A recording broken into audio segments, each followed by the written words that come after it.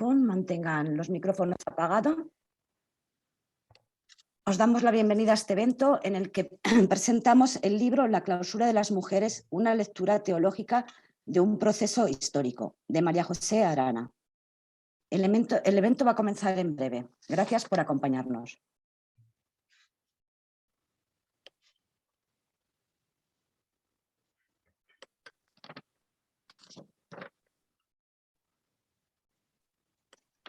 Estamos emitiendo ya en directo. Son las 19:01 de aquí en España peninsular. Y os recuerdo a todos los oyentes que estáis en Facebook, que os vais incorporando, que al final de la sesión tenéis la oportunidad de hacer preguntas. Debéis escribir vuestras dudas en Facebook y yo las transmitiré al directo por medio de Nieves o de Andrea Luca. Gracias. Andrea Luca, por favor, cuando gustes empieza la sesión.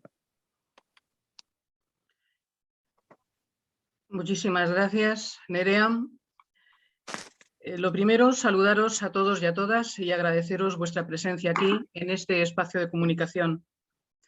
Nos acompaña, dirigiendo toda la presentación virtual, nuestro asistente técnica, que es Nerea Liébana, quien acaba de hablar con vosotros, y es quien coordinará Facebook Live y Zoom, y a la que podéis plantear mediante el chat de Facebook las preguntas que queráis hacerle a cualquiera de los intervinientes que estamos en la mesa de la sala virtual. También os indicamos que habrá un turno de preguntas a través de Zoom, al que yo daré paso cuando termine la última intervención de los ponentes. Iré presentando a los ponentes que ya desde ahora anuncio. Antonio Velella Cardiel, religioso claretiano; Silvia Martínez Cano, presidenta de la Asociación de Mujeres Teólogas; y María José Arana, autora del libro La clausura de las mujeres, una lectura teológica de un proceso histórico.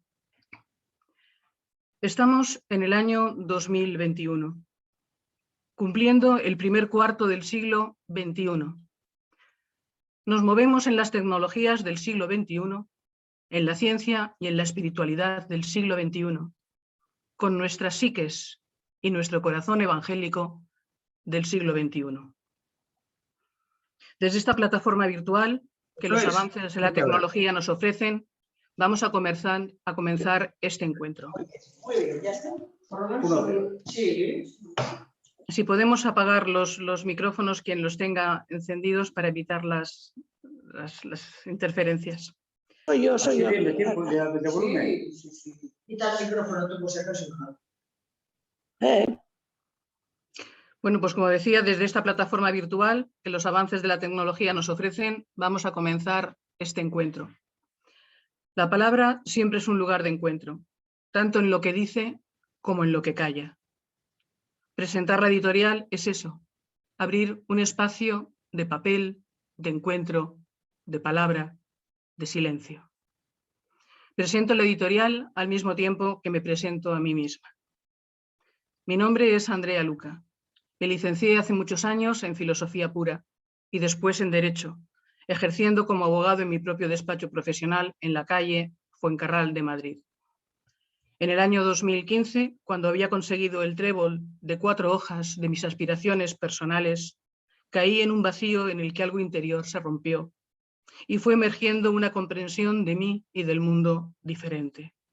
Se fue revelando la fotografía de la realidad, que nos eleva de nosotros mismos en un vuelo unificado de conciencia creadora. Entonces estudié un máster de espiritualidad transcultural y otro de psicología transpersonal. Fue dejándome de interesar mi vocación de abogado y me matriculé en la Facultad de Psicología, carrera que estoy a punto de terminar, al tiempo que un máster en psicología profunda. Mi interés era dar explicación a una vivencia interior, dar comprensión a lo que no tiene comprensión intelectual, pero entender las vivencias de otros que han pasado por experiencias similares y que las han ido escribiendo o pintando o haciendo la música a lo largo de sus vidas. Ya en el año 2016, el latido interior me llevó a poner en marcha la editorial Sirena de los Vientos con la palabra despertar. La palabra despertar está en todas las colecciones de la editorial. Poética del despertar, de poesía. Despertar es el mundo religioso. psicología profunda, también hay una colección que se llama Colección Jung, Despertar con Ciencia, porque la conciencia también se puede entender desde la ciencia, siempre con los límites que da la razón. Esto no es un campo de egos, es un campo de corazón, y quien vive el latido sabe perfectamente que nos podemos aproximar conceptualmente, pero nada más que conceptualmente. Y luego hay otra colección que se llama Clínica y Psicoanálisis, porque creo que en la psicología hay un camino muy amplio que ayuda a la integración del ser humano, a rescatar todo eso que ha ido escondiendo de sí mismo, a afrontar todo aquello que ha ido abandonando para no autorrealizarse, el sucumbir a las presiones sociales, culturales, familiares, el entender cómo todo eso nos ha ido fraguando, es algo que ayuda a esa amplitud de conciencia y a esa comprensión. Y por eso hay una colección también dedicada solo a la psicología y a la clínica. Entonces planteamos, ¿por qué la palabra despertar inicia todas las colecciones? Pues por lo que os acabo de compartir y porque vamos hacia un nuevo paradigma. Porque fue mi vivencia y la certeza interior de ir de la mano, a través también de los libros, hacia un nuevo paradigma, la espiritualidad evangélica del siglo XXI, que es multicultural y transcultural, porque es una actitud ante la vida y un estado de conciencia integrada.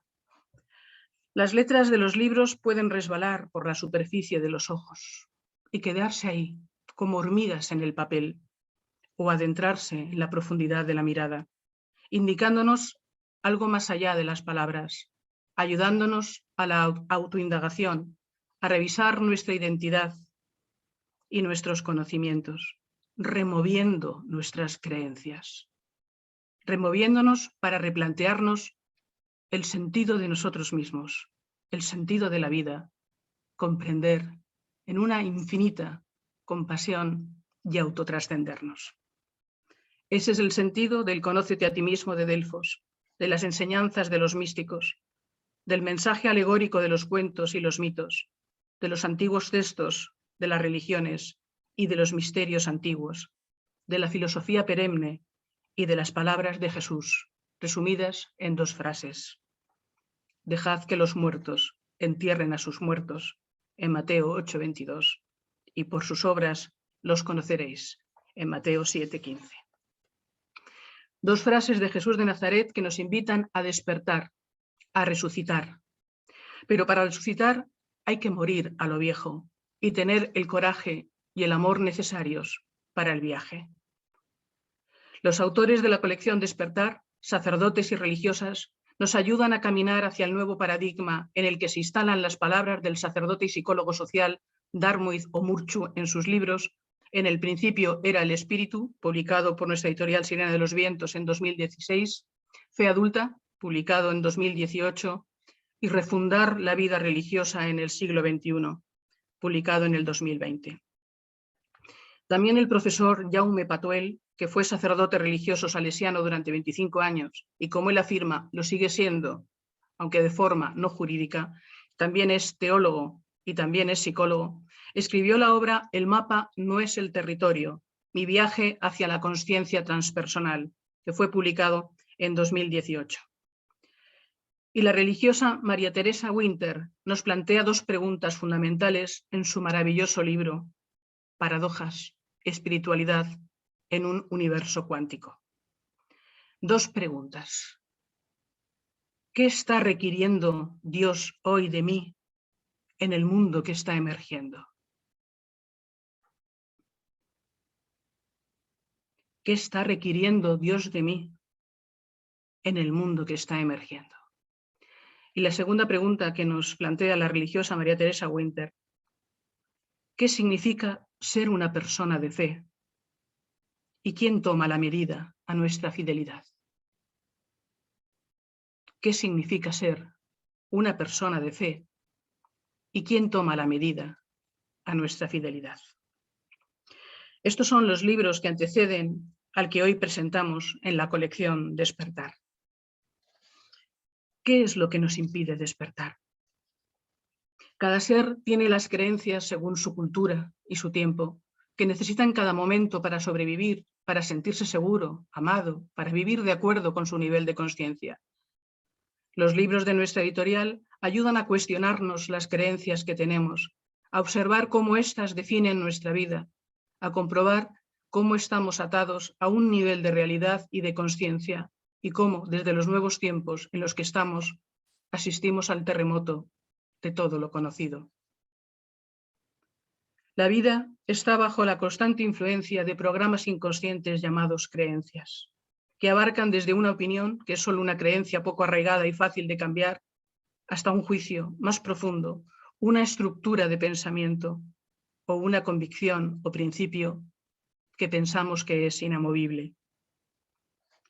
¿Y qué hacemos en un mundo que evoluciona, que cambia de paradigma sin que tengamos tiempo de comprender de dónde viene el cambio?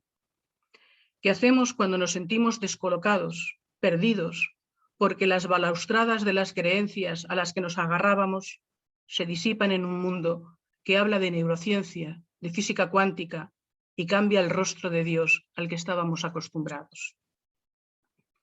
Los autores que he mencionado, todos en un ámbito de apostolado, de vida religiosa y de fe evangélica, fe sentida, que no es lo mismo que fe creída, hablan de la necesaria muerte y resurrección para construir el reino que está aquí, si lo vemos con los ojos del corazón, y no con códigos e imposiciones antievangélicas, y si construimos una hermandad sin diferencias entre hombres y mujeres, porque esas diferencias son culturales, solo y exclusivamente culturales, y aquí las seguimos viviendo desde un patriarcado ya vetusto. El eros del espíritu es vida viva, que todo lo impregna con su luz y con su energía, si sabemos contemplar con espíritu libre, sin barrotes ni de hecho ni de derecho. Porque fueron los tridentinos barrotes de hecho y de derecho los que impusieron la clausura a las mujeres, no el espíritu libre del Dios vivo. En la página 260 de la obra que presentamos, en referencia a la época del rey Felipe IV, siglo XVII, se dice: pero el monarca decreta que se ejecute el breve de su santidad sobre la clausura de las monjas con toda puntualidad, rapidez y, por supuesto, que no se admita ninguna réplica de las monjas. En el siglo XXI siguen existiendo los barrotes psicológicos de hecho y de derecho, y se sigue legislando y decretando sin consultar a las monjas. Fue la lectura de la clausura de las mujeres en su original edición de hace 30 años la que me llevó a llamar a las puertas de la autora, la religiosa del Sagrado Corazón, María José Arana, para reeditar este libro que hoy presentamos.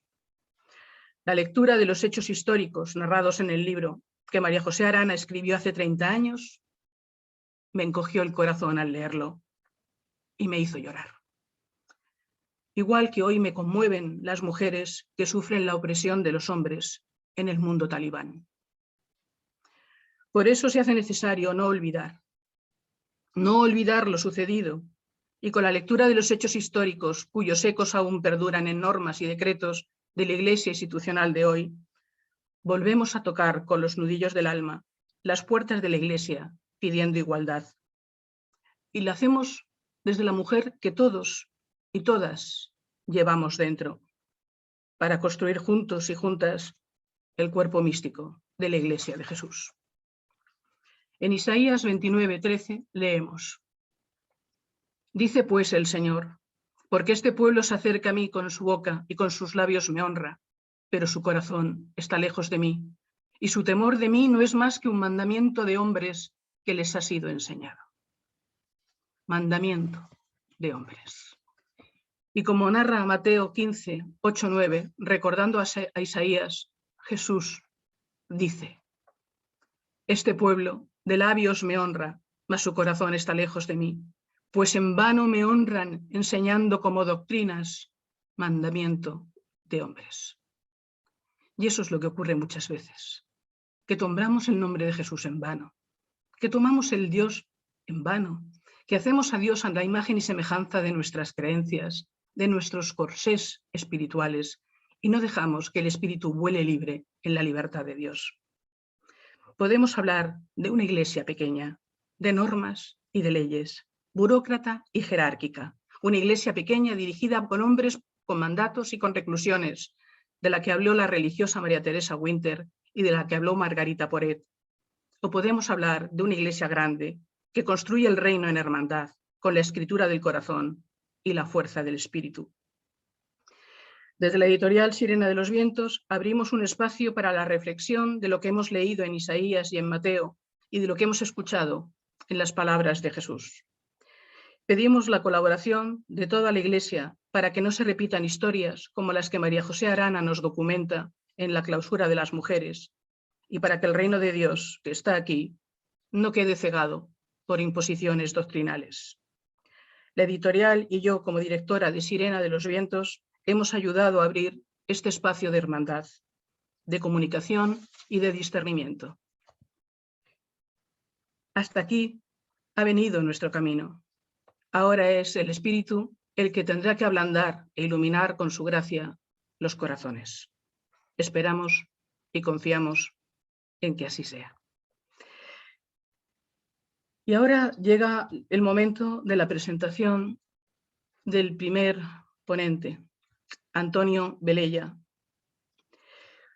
Es religioso claretiano, licenciado en Ciencias Eclesiásticas por la Universidad Pontificia Comillas de Madrid, licenciado en Historia de la Iglesia por la Universidad Pontificia Georgiana de Roma, diplomado en Archivística y Biblioteconomía de la Escuela Vaticana, doctor en Historia de la Iglesia, profesor de la Historia de la Iglesia, de Historia de la Evangelización y de Historia de la Vida consagrada en diversas universidades, institutos superiores y escuelas superiores de España, Italia y Honduras.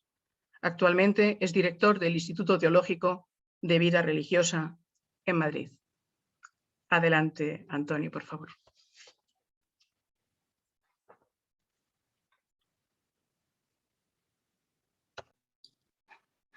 Muy buenas tardes. Muchísimas gracias, Andrea, por tus palabras. Verdaderamente te felicito por ellas. Hablan de una mujer llena de vida y también llena de inquietudes. Saludo de corazón a todas y a todos participantes en este acto de la presentación de la obra de María José Arana, La clausura de las monjas, una lectura teológica de un proceso histórico. Quisiera comenzar mis palabras felicitando a María José por reeditar su tesis doctoral, invitando de nuevo al debate sobre un tema que, aunque parezca secundario, no está en absoluto privado de relevancia, como nos acaba de indicar Andrea. Asimismo, agradezco a María José la oportunidad que me ha dado de intervenir en este aula virtual. Leí por primera vez la obra hace más de 20 años y me impresionó muchísimo. Ahora, al releerla con motivo de la reedición en La Sirena de los Vientos, me he dado cuenta no solo de la pertinencia de volverla a publicar, sino de la importancia de hacerlo en un momento como este, cuando eclesialmente se empieza a hablar el lenguaje que las teólogas emplean desde hace décadas. Aún queda mucho por hacer en las comunidades cristianas para integrar las aportaciones e interpelaciones de muchas mujeres de Iglesia, que al recordar las injusticias cometidas contra la mujer ahora y en el pasado, buscan tanto repararlas como introducir los cambios necesarios para lograr una mayor igualdad en la Iglesia. Enhorabuena a la editorial La Sirena de los Vientos por facilitar esta tarea y hacerlo de una manera tan noble como es la de difundir el pensamiento, dejando que corran las ideas y soplen esos vientos que no son cantos de sirena, sino más bien oráculos que predicen un futuro distinto. La obra que presentamos se subtitula Una lectura teológica de un proceso histórico. Silvia Martínez desarrollará los aspectos teológicos. A mí me corresponde el encuadre histórico. Comienzo con una sencilla constatación. Es una constatación de justicia. Es totalmente imposible dedicarse al estudio de la historia de la vida consagrada sin subrayar el papel predominante de algunas figuras femeninas y la relevancia indudable de los grupos de mujeres religiosas en los casi 1700 años de existencia del fenómeno singular que hoy llamamos vida consagrada.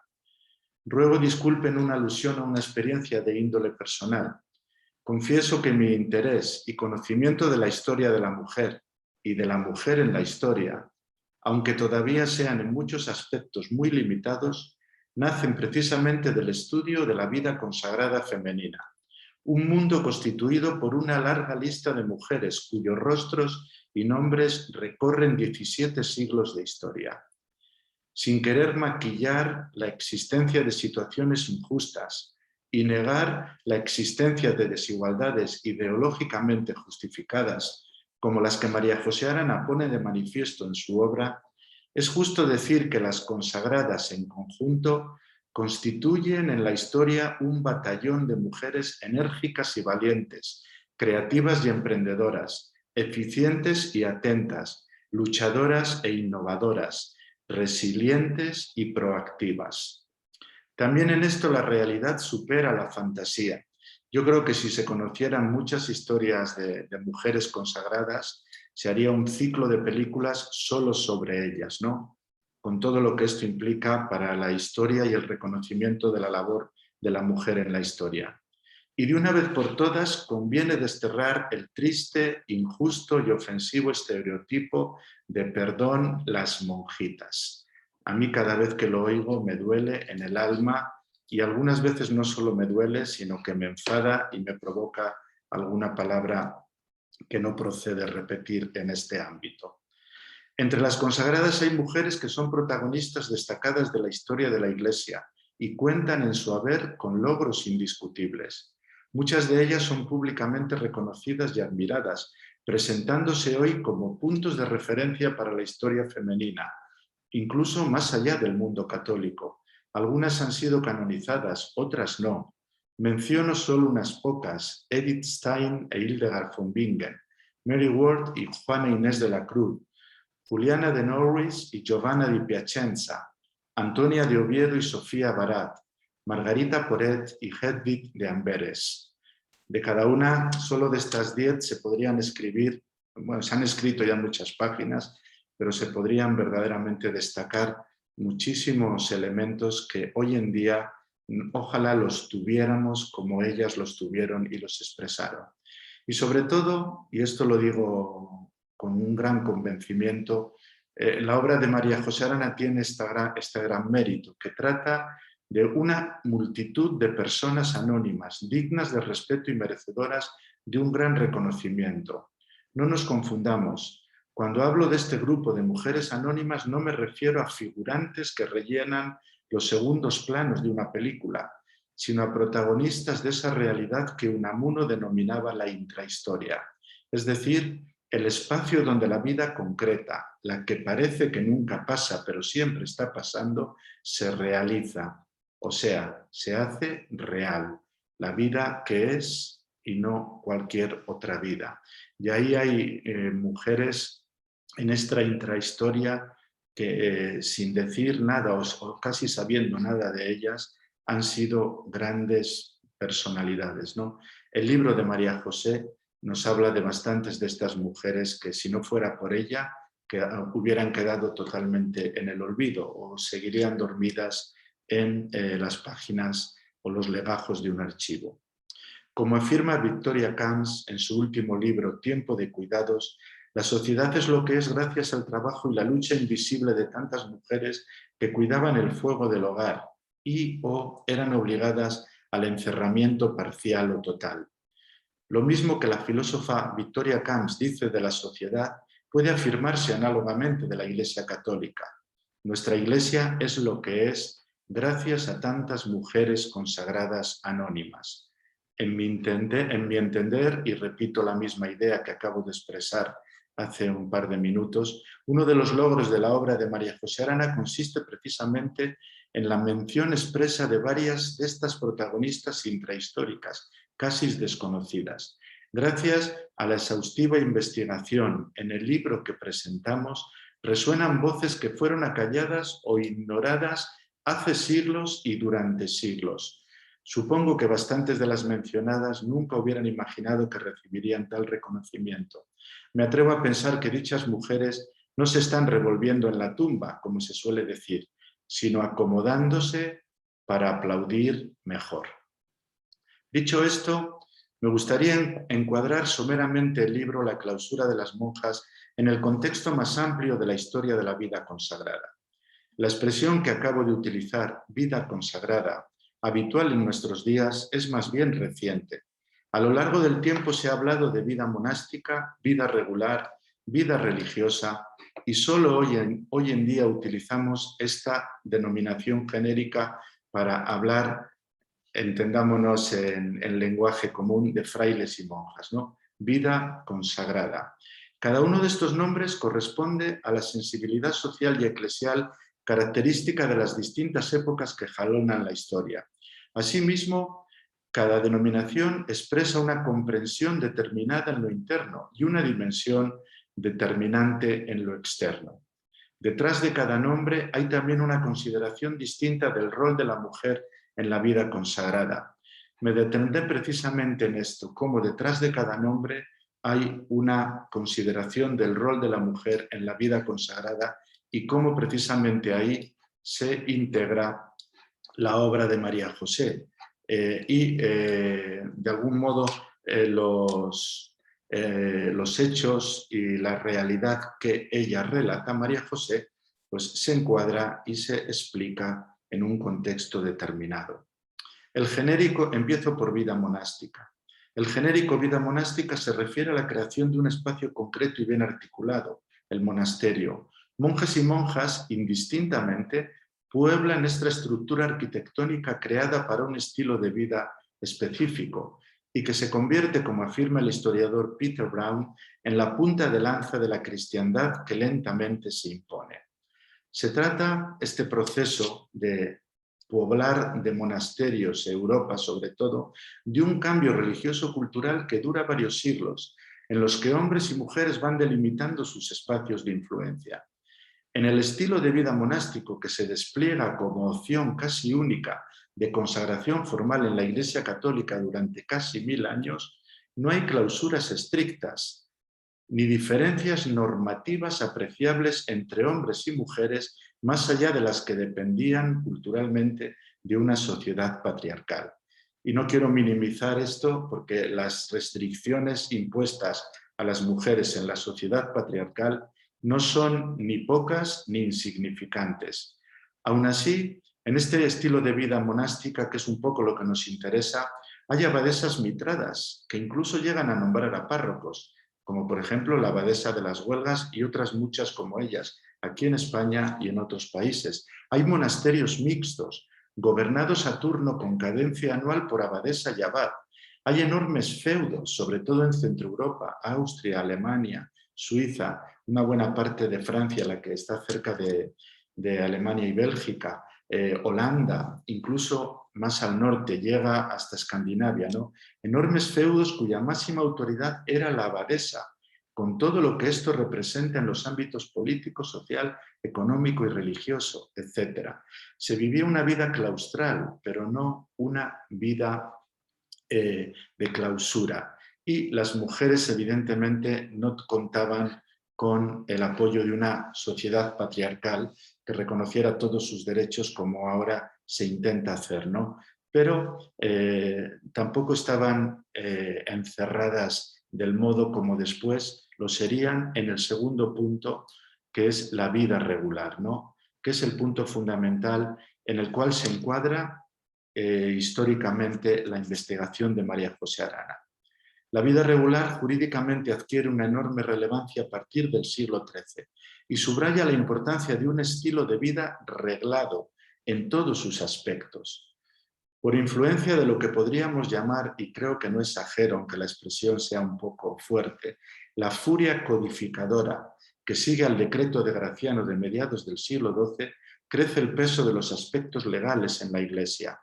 Causa y efecto de esto es el hecho de que un buen número de papas sean también grandes juristas, normalmente formados en la Universidad de Bolonia, o que los concilios se consideren sobre todo asambleas legislativas y por ello sus acuerdos se formulan casi exclusivamente como cánones jurídicos. Esto es muy serio, ¿no?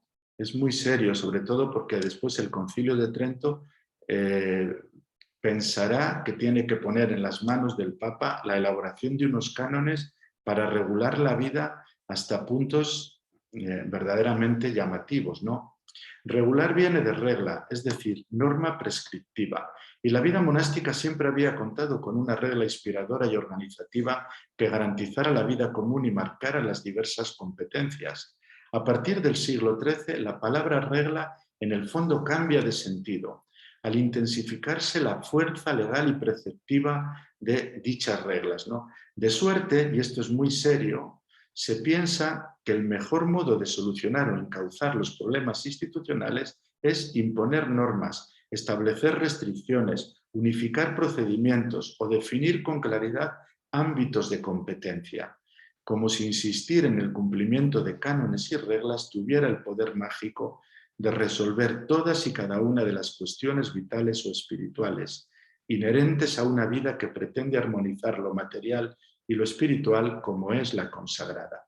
Como bien demuestra María José Arana en su investigación, detrás de estas reglas hay prejuicios, detrás de estas reglas hay atavismos, detrás de estas reglas excesivas hay también injusticias justificadas, ¿no? Cuando se intenta resolver todo con reglas, en realidad se logra lo que se logra, pero no se resuelven las cosas. Y sin embargo, este proceso dura siglos, curiosamente, ¿no? O sea, esta tendencia. Paradójicamente, personas tan carismáticas como Francisco y Clara de Asís, Domingo de Guzmán y Catalina de Siena, se confrontan y a veces se enfrentan con una mentalidad juridicista que envuelve sus propuestas nuevas y aunque les confiere estabilidad, otorgándolas un marco garantista de actuación, a medio plazo les priva del espíritu que las constituye.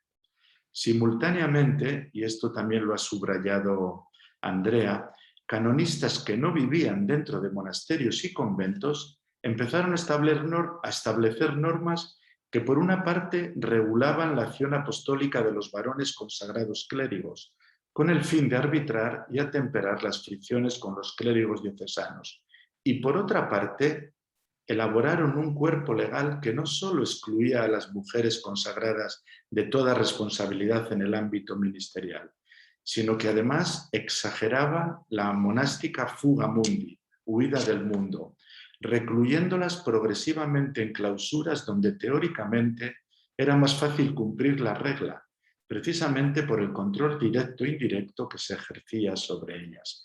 Y digo teóricamente porque luego en realidad no es algo que pueda afirmarse con exactitud, ¿no? Como si fuera una relación causa-efecto. Cuanto más clausura, vida más perfecta; cuanto menos clausura, vida más pecaminosa.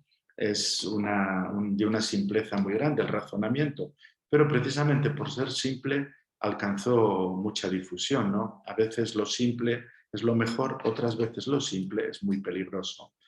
Todo ello en función de una perfección espiritual mal entendida, que de hecho desnaturalizaba la vida consagrada al privar a sus candidatas de la libertad que confiere todo don carismático por su propia naturaleza. Las mujeres consagradas quedaban así enajenadas de su capacidad de iniciativa en el ámbito público y privadas de la posibilidad de incidir sin obstáculos en cualquier proceso de reforma eclesial, que en otros momentos, por ejemplo durante la Edad Media, fueron fundamentales. En los procesos de reforma eclesial, las aportaciones de las mujeres consagradas. La permanencia de esta mentalidad resistió la prueba del tiempo, como prueba el hecho de que en cada momento de crisis, por ejemplo la reforma protestante del siglo XVI, se considerara que la solución a toda crisis pasaba necesariamente por endurecer las condiciones de vida de los consagrados, sobre todo de las religiosas.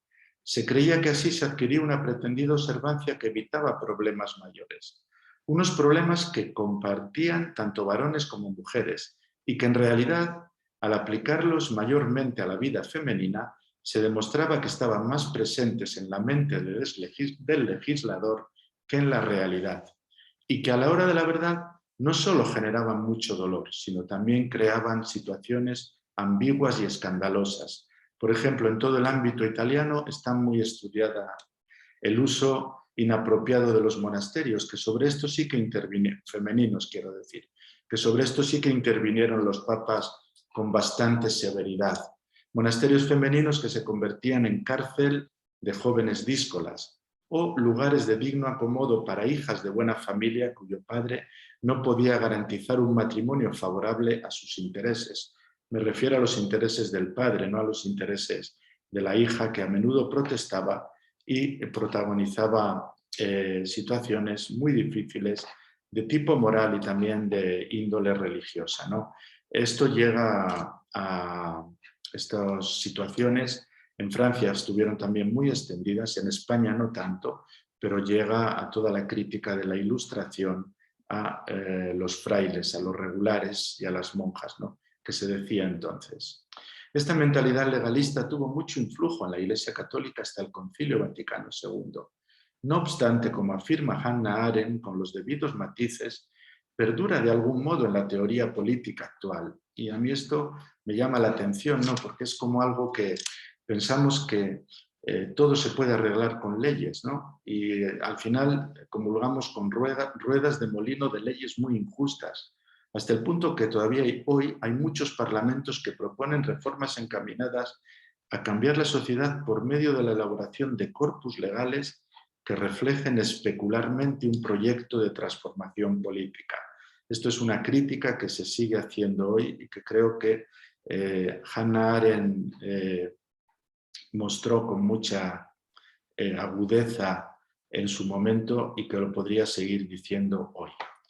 La obra de María José Arana sitúa y aclara todo este proceso, abordándolo justamente, este proceso de regularización excesiva, ¿no?, desde una óptica feminista, porque se trata de un caso de evidente discriminación femenina, que justamente se suma a otras discriminaciones y se pone en relación con ellas. Destaca en el libro de María José Arana el enfoque interdisciplinar, desde la filología, el derecho, la etnografía, el mundo devocional, la teología, etc. El estudio de campo se centra en la situación religiosa de Euskal Herria al inicio de la época moderna, pero en realidad las conclusiones que arroja son extrapolables más allá de dicho país.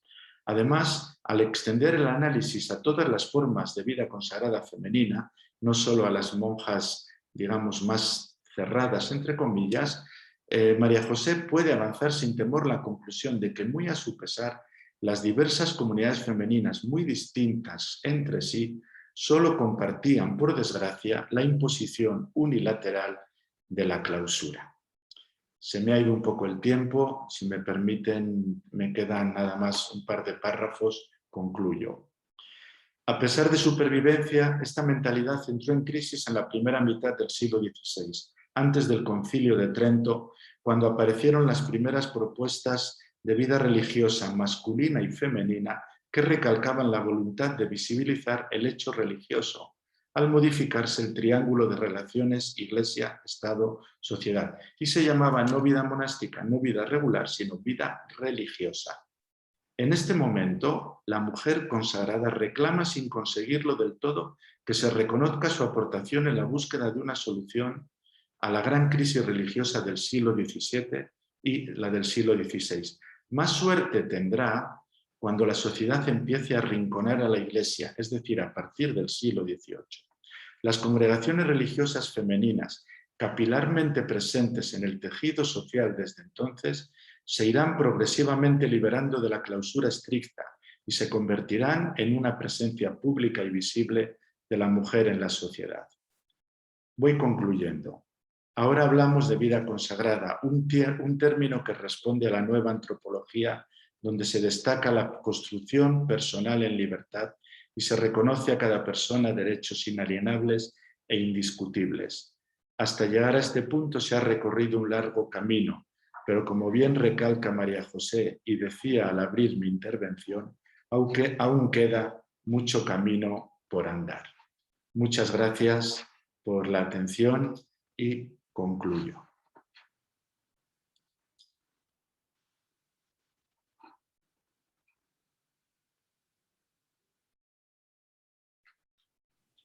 Seguimos caminando.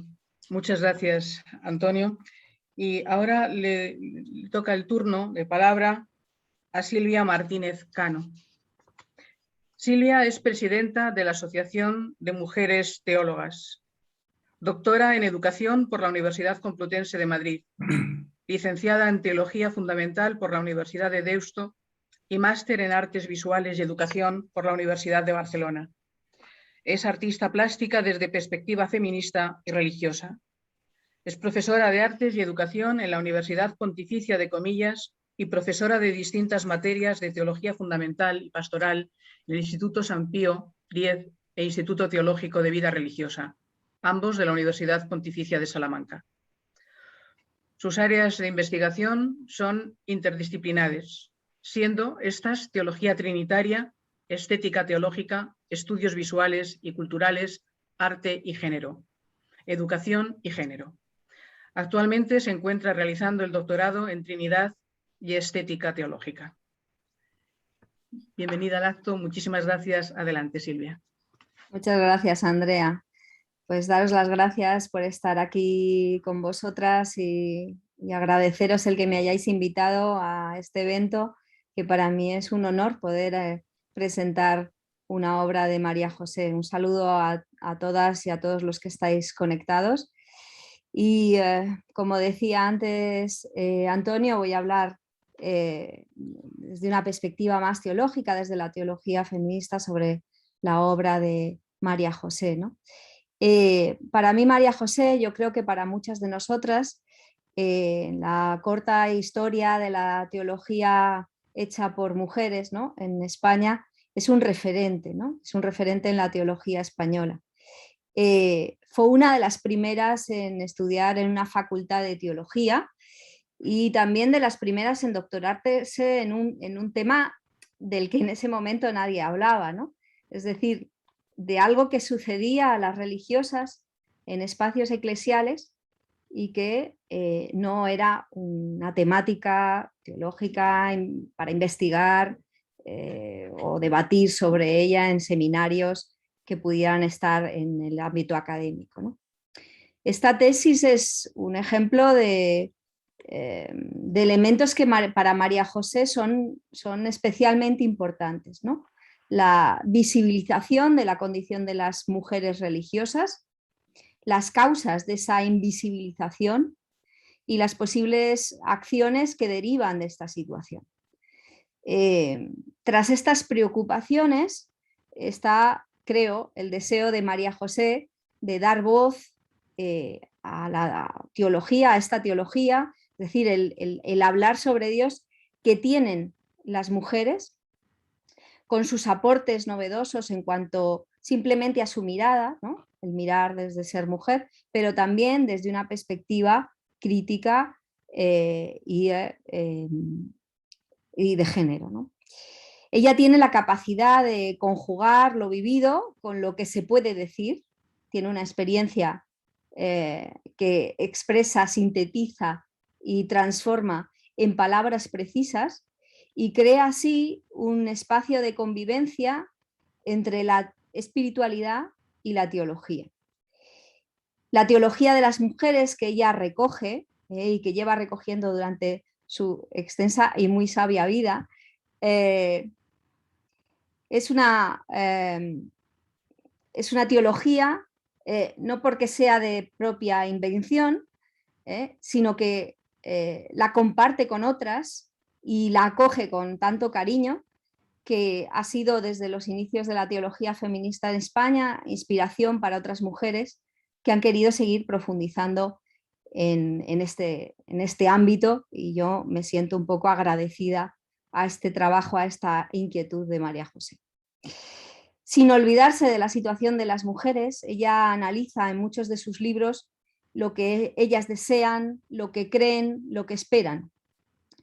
María José se ha atrevido siempre a soñar con ellas un mundo posible, un mundo eclesial posible, que puede cambiar la Iglesia, ¿no? Yo recuerdo el libro que ya tiene unos cuantos años, ¿verdad?, de Mujeres sacerdotes, ¿por qué no?, pero que no ha perdido evidentemente vigencia en sus preguntas, ¿no? Este estupendo libro que ella compartió con la magnífica Mari Salas es el primer libro en castellano, en castellano español, que verdaderamente plantea cambios sustanciales en el modo de hacer iglesia en el modo de hacer de la Iglesia Católica en lo que respecta, en este caso en concreto, en los ministerios, ¿no? Como veis, y creo que no digo nada nuevo para las que ya la conocéis desde hace muchos años, es una mujer emprendedora, es una mujer optimista, que no tiene miedo a hablar de temas difíciles y que está dispuesta a hacer emerger lo escondido para dialogarlo y para trazar un camino sobre este tema con distintas perspectivas. Lo hace con rigor y lo hace con prudencia. Y este interés que tiene, especialmente en este libro, con esta temática tan poco trabajada, ¿no? La clausura de las mujeres, es precursor en esta grieta que se abre a finales del siglo XX sobre temas que tienen y conciernen a las mujeres y especialmente a las religiosas. Es totalmente necesario, y María José lo hace con mucha maestría, hablar de símbolos poderosos que están en nuestras narrativas, que se encierran antes y que encierran también ahora a las mujeres en los conventos, ¿no? La muralla, el claustro de piedra, el hierro de la reja, ¿no? Son símbolos poderosos que tienen una narrativa muy potente para las mujeres y que marcan unos límites, un espacio, ¿no? Donde moverse o donde no moverse. Un imaginario que se cierra en torno a las mujeres y que las limita en sus posibilidades y en sus oportunidades. María José maneja muy bien muchos lenguajes, ya lo ha dicho Antonio, ¿no? Con mucho rigor, desde el lenguaje simbólico del que estaba hablando yo antes hasta el lenguaje legal que regula la vida de las mujeres. Para ello hace una labor de rastreo histórico en el territorio de Euskadi, con el fin de mostrar la gran diversidad de la vida femenina y a la vez las grandes dificultades que esta diversidad se encuentra para expresarse. Esto se puede ver especialmente en los capítulos 3, 4 y 5 del libro, donde hace un estudio exhaustivo de la regulación de la vida religiosa a lo largo de la vida de la Iglesia y de la legislación que en ese momento, cuando ella escribe la tesis, está vigente, ¿no? Y la pone en valoración y crítica, ¿no? No solo es un análisis histórico, sino que la trae a nuestro tiempo, la actualiza y hace esa crítica a la luz de una teología que busca la igual dignidad entre cristianos y cristianas, ¿no?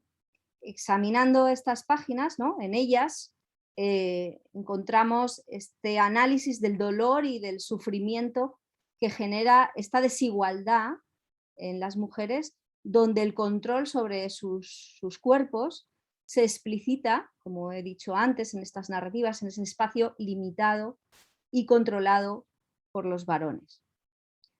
María José además analiza los retos que nos permiten afrontar este tiempo, ¿no? Para acercarnos a una iglesia que tenga en consideración a las mujeres, ¿no? No puede ser un tema más actual. El tema de la libertad, el tema de la acción de las mujeres, la cuestión del autogobierno, ¿no? Están presentes en esta obra. Son cuestiones que se están justificando en el estudio en el que ella hace desde un punto de vista teológico, una teología hecha por varones y que sospecha de los cuerpos de las mujeres cuando ejercen su libertad de acción y de decisión, y prefiere esta teología una minoría de edad para las monjas a un posible diálogo de iguales, tanto a nivel eclesial como a nivel espiritual. María José incide en un tema fundamental que se debate en la teología en general hoy y en la teología feminista en particular, que es la autoridad de las mujeres en la Iglesia. Si tuviéramos, ¿no? Si pudiéramos tener más estudios como el de María José, podríamos hacer un debate mucho más fundamentado y llegar más fácilmente a un reconocimiento de esta autoridad de las mujeres con menos conflictos, pienso yo, o deseo yo, y con menos recelos probablemente. Esta cuestión no puede ser más de actualidad ahora que todos y todas hablamos de sinodalidad, ¿no? Es necesario hablar pues de la tradición de las mujeres y de la tradición de la diversidad de la vida religiosa femenina en este contexto para que nos pueda iluminar en el debate de hoy. La temática que aborda María José en su libro es ahora un tema muy atractivo por muchas historiadoras, pero también historiadores españoles jóvenes. Y os cuento que en estos últimos 3 años, y quito el año de la pandemia, que siempre ha sido más pausado, me he encontrado con historiadores e historiadoras jóvenes que tienen mucho interés en rescatar la historia de las congregaciones femeninas de nuestro país, que son muchas, que son muchas. A mí me sorprendió en principio la primera vez que me encontré con alguien que tenía interés en esta cuestión, investigadores que dedican, ¿no?, sus tesis y sus espacios y seminarios y grupos de investigación a esta temática. Y luego he descubierto, pues muy gratamente, que no era uno ni dos, sino que existen más gente que quiere investigar sobre esto, ¿no? Sin duda, muchas de ellas han realizado muchas de las congregaciones que son estudiadas por estos jóvenes investigadores, han realizado un recorrido de actualización y de transformación a raíz del concilio, ¿no?, de su propia congregación, de su propia trayectoria como congregación, y que por otro tipo de temáticas religiosas y por otro tipo de desarrollos del posconcilio han quedado invisibilizadas, ¿no? El último libro no sé si es el último ya, el último libro de Dolores Alexandre, y me alegro que esté por aquí, creo, y la saludo. Creo que en esta línea ella hace un recorrido, ¿no?, un breve recorrido sobre sus recuerdos, enlazando preconcilio y posconcilio. De alguna manera enlaza con este texto de María José, porque está tejiendo una red de sabiduría sobre la vida consagrada femenina que necesita ocupar, ¿no?, el espacio que le fue restado. Yo creo que este tipo de tejidos nos invitan a mirar con más detenimiento obras como el libro de María José, y donde no solo hay un análisis histórico, que muy bien ha desgranado Antonio, sino que también hay un análisis sobre los procesos de las congregaciones femeninas, ¿no?, y una reflexión teológica sobre lo que supone para las religiosas valorar su propia tradición y capacitarse y empoderarse a sí mismas para llevar a término la vocación primera de sus fundadoras en un contexto muy diferente al que nacieron, y además mediadas por otros parámetros sociales y eclesiales como pueden ser la libertad, la igualdad, la colaboración eclesial o el empoderamiento de las mujeres. Por tanto, y voy a ser breve para ayudarnos a los tiempos, ¿no?, es pertinente entonces esta publicación, me parece que republicarla es un acierto, en la medida que traza un camino de reflexión y de acción teológica para las mujeres religiosas, para las mujeres consagradas. Se abre a la historia de nuestra Iglesia, contemplando aquello que le falta, que queda escondido y que no fue recibido en su momento. Y a ella misma, a la Iglesia misma, le plantea preguntas que en el hoy es necesario resolver, como cuáles son los retos para esta vida religiosa femenina y cuáles son los caminos a iniciar y a caminar. Yo creo que es necesario invitar a las congregaciones femeninas que relean su historia. Lo dice una laica que no sabe mucho de congregaciones, y me vais a perdonar entonces porque necesito también de vuestra sabiduría.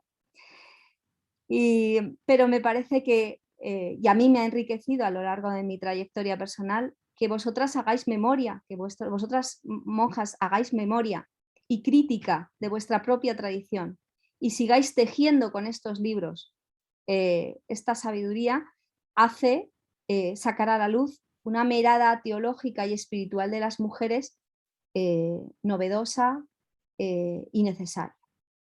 Pues por eso no puedo estar más agradecida a María José por empeñarse en volver a publicar este texto, y a Sirena de los Vientos, a Andrea en especial, a poder hacerlo posible. Y nada, muchísimas gracias por estar aquí. Muchísimas gracias por tu intervención, Silvia. Me uno a la claridad de la exposición, a la invitación a las monjas a que relean. Nosotras somos laicas. Abrimos nuestro corazón a nuestras hermanas, pero es camino de nuestras hermanas el conocer su historia y el cambiarla. Después de estas palabras de nuestra compañera Silvia, vamos a dar el turno a mi querida María José Arana. La llamé un día por teléfono, cuando una monja de clausura, quizá no queriendo ver el fundamento de esos barrotes psicológicos y jurídicos, me dijo, pero bueno, ¿qué es la clausura? Pues una magnífica lectura, la de María José Arana, para que las monjas sepan su historia y conozcan qué es la clausura. Me contestó al teléfono con su simpatía, me abrió las puertas con su generosidad, se brindó a la publicación con su entusiasmo. No tengo más que decirte gracias, María José, es un honor tenerte en la colección Despertar de Sirena de los Vientos, porque tú, que eres una mujer despierta, seguro que con esa fuerza que tienes ayudas a levantar los párpados de algunas y algunos que los tienen aún en postura de sueño.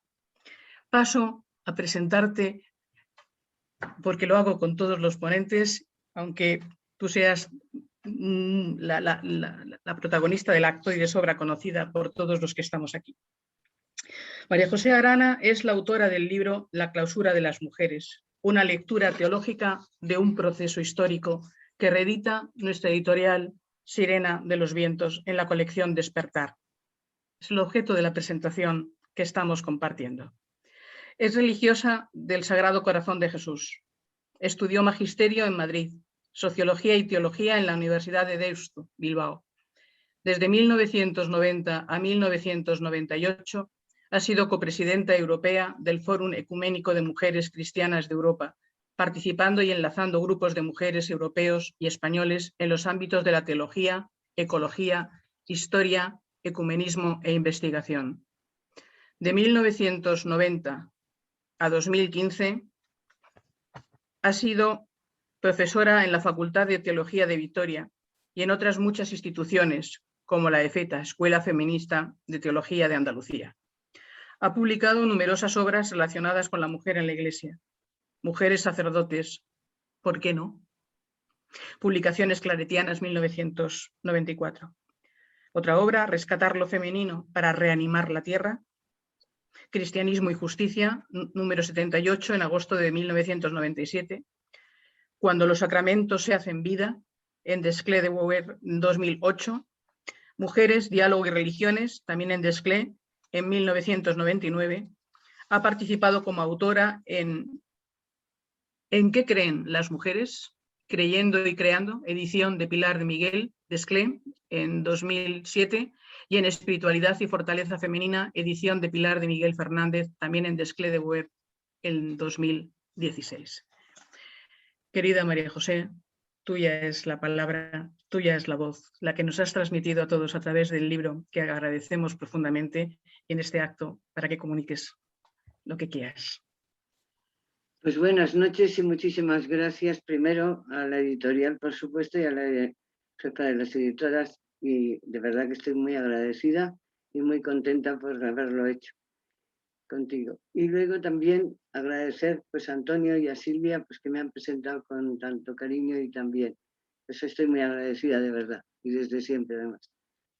Bueno, agradezco también a los que estáis escuchando y a los que tenéis interés en conocer estas obras de las mujeres y de las mujeres feministas como somos nosotras, la mayoría de las que estamos aquí. ¿Por qué hice esta tesis sobre la clausura? Evidentemente, pues proviene de una, ya lo he contado muchas veces, pero proviene de una experiencia personal. Es decir, al final de mi noviciado yo tuve muchas dificultades con la cuestión de la clausura, pues porque no me parecía que era lo más indicado para educadoras, etcétera, pero sobre todo porque yo me hacía, siempre he tenido esa fatalidad, las preguntas desde el punto de vista de por qué era diferente la clausura de los hombres y de las mujeres. Es decir, por qué los hombres no tenían clausura y las mujeres la tenían. ¿Por qué los dominicos no tenían y las dominicas sí? ¿Por qué los carmelitas no y las carmelitas sí? ¿Por qué nosotras sí y en cambio los jesuitas, que tienen una espiritualidad pues parecida, entonces tampoco?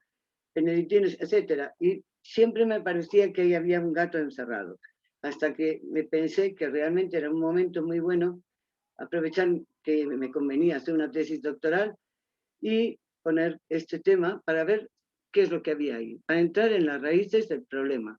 Y me lo tomé con mucha responsabilidad, de verdad que para mí fue una gozada también el hacerlo.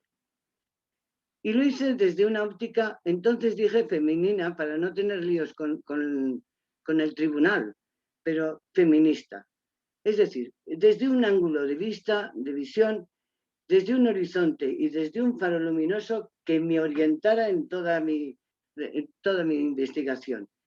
¿Qué es una cuestión feminista? Pues es una forma reivindicativa, es decir, capta la realidad, capta la injusticia que hay en esa realidad pasada y presente, intenta evidenciarla, y para eso el texto, pero para transformarla, es decir, para que un futuro sea mejor. Y por eso, desde ahí, todo el libro está orientado en esa crítica y en esa visión feminista de la mujer y de la realidad y de la vida. Y desde un método histórico-teológico, es decir, partimos del pasado y escuchamos el pasado detenidamente, un pasado que no se escuchó, incidiendo en el presente y queriendo hacer proyecciones para el futuro, de manera que se entre ahí en un diálogo intertemporal e interdisciplinar. El diálogo es fundamental en esta obra. El escuchar a nuestras precesoras, el hacer un grupo con ellas, comunidad con ellas, es decir, entender la historia como un lugar de encuentro con las hermanas que nos precedieron y también un lugar de encuentro con las actuales y con las que nos sucederán. Es una cuestión de relación, de solidaridad, de escuchar hasta los silencios, las palabras no dichas, las acciones, dar voz a las que no tuvieron voz. Es decir, entrar ahí de una manera de escuchar. Y desde ahí de confrontación también. Esto es un lugar de confrontación. ¿Confrontación con quién? Especialmente con los que no escucharon entonces, con las autoridades eclesiásticas que entonces legislaron para unas mujeres a las cuales no escucharon. Y también es el tercer punto y me parece fundamental, es lugar de encuentro con Dios.